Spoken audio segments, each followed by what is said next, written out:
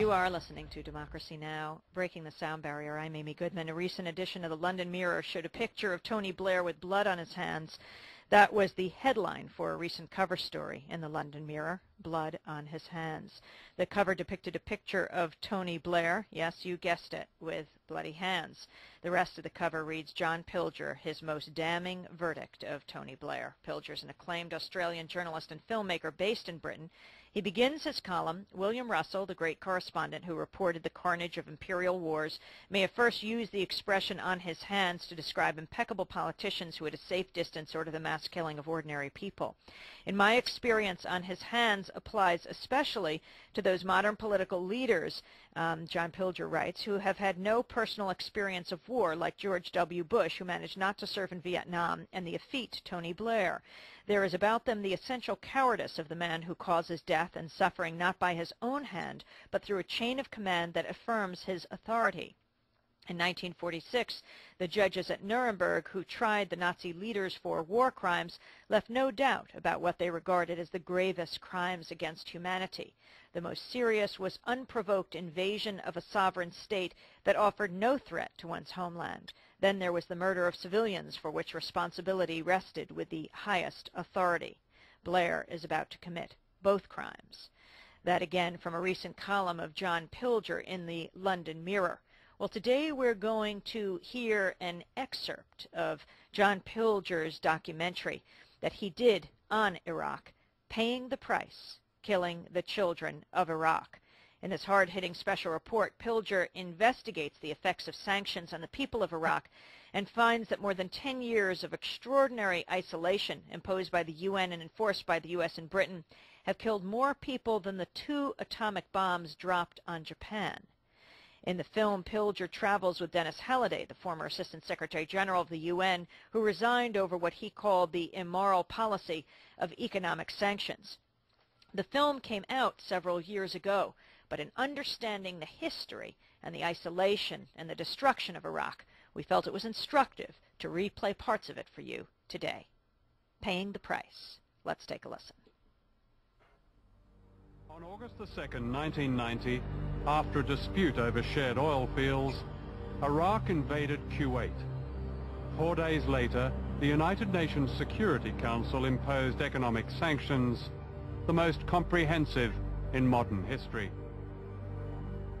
Almost everything was denied the people of Iraq, including, for the first 8 months, food and medicine. Today, 10 years later, sanctions are still in place, and the United Nations reports widespread chronic malnutrition and death among young children, an unprecedented human rights disaster. What happens when modern civilized life is taken away? Imagine all the things we take for granted are suddenly not available or severely limited. Clean water, fresh food, soap, paper, pencils, books, light bulbs, life-saving drugs. Telephone calls to the outside world are extremely difficult. Computers no longer work. When you fall ill, you must sell your furniture to buy medicine. When you have a tooth out, there's no anesthetic. No country will trade with yours, and your money is almost worthless. Soon your children become beggars. It's as if the world has condemned your whole society to a slow death, and all because of a dispute between governments over which you have no control. That's what has happened here in Iraq, where almost 10 years of extraordinary isolation, imposed by the UN and enforced by America and Britain, have killed more people than the 2 atomic bombs dropped on Japan, including 500,000 young children. These are the children the West has forgotten. 10 years ago, Iraq was a developed country whose oil had brought great wealth, but also a dependency on imported food and other essentials.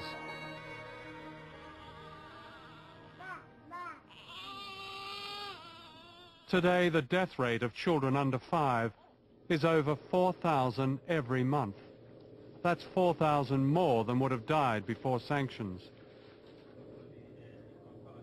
This is a typical hospital ward, which sanctions have denied basic equipment and the kind of life-saving drugs available in any British hospital.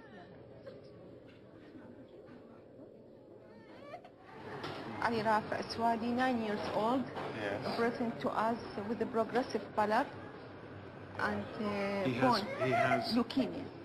Now we just start treatment. Some of the drugs is not available, not all the drugs is available. We give a blood transfusion. I tell you before, there is no blood bags enough. Do you get these drugs some of the time? Some of the time for 2-3 weeks and then stop. No drugs. So you can't continue a course of We the couldn't drug? continuous course of treatment. There's interrupted treatment, and sometimes there's no treatment at all. Case of neuroblastoma.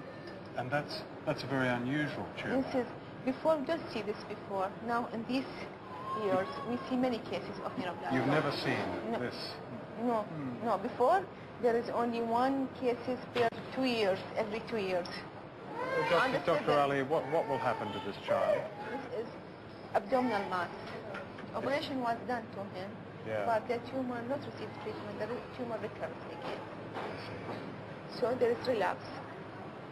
There's recurrence of a tumor, and now we start some of the drugs. Not all the drugs is available. So his future is uncertain. Bad, because there is renal shutdown. He developed renal failure.